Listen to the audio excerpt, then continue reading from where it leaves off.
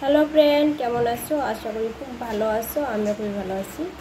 তো এই ভিডিওকে সবাইকে আরও একবার ওয়েলকাম জানাই। তো আজকে একটু অন্যরকম ভিডিও নিয়ে চলে আসি। আজকে কিন্তু ব্লগ ভিডিও নিয়ে আসি নাই।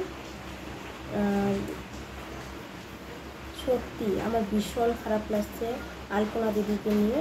তো আলপনা দিদি আমাদের মাঝে নেই, আমাদেরকে ছেড়ে চলে গেছে। তো জানি না এভাবে কেন হঠাৎ করে চলে গেল, ভগবান জানে। হয়তো ভগবানের ওরে এইটুকুই সময় দিয়েছে, তার জন্য ভগবানে নিয়ে গিয়েছে। তো ভীষণ খারাপ লাগছে, একটা মার কোল খালি করে নিয়ে গেছে। ভগবান কেন যেন এরকম করে, ভগবানই জানে।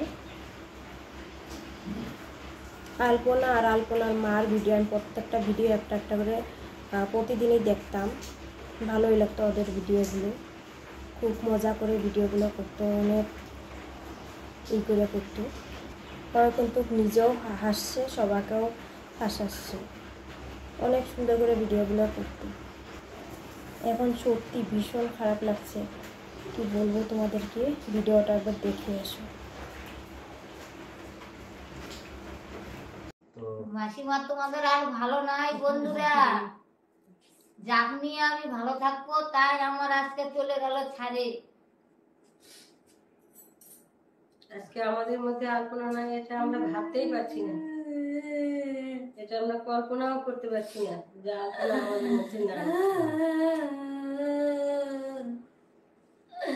মা বেটি কত সুন্দর ভিডিও করতাম, সব বন্ধুদের সাথে কথা করতাম, যে বন্ধুরা তোমাদের দেখতে পাচ্ছি না, আমাদের তুমি দেখতে পাচ্ছ। তোমরা কত ইয়ার্কি করতাম তোমাদের সাথে, আজকে আর ইয়ার্কি করার লোক নাই।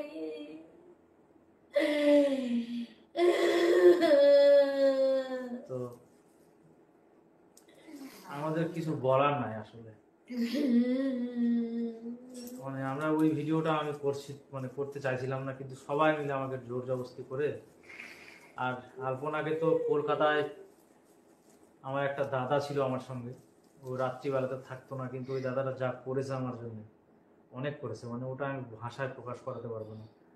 আর কলকাতার মতো বাজারে একা একা যে কি করেছি না, সেটা আর বুঝাতে পারবো না।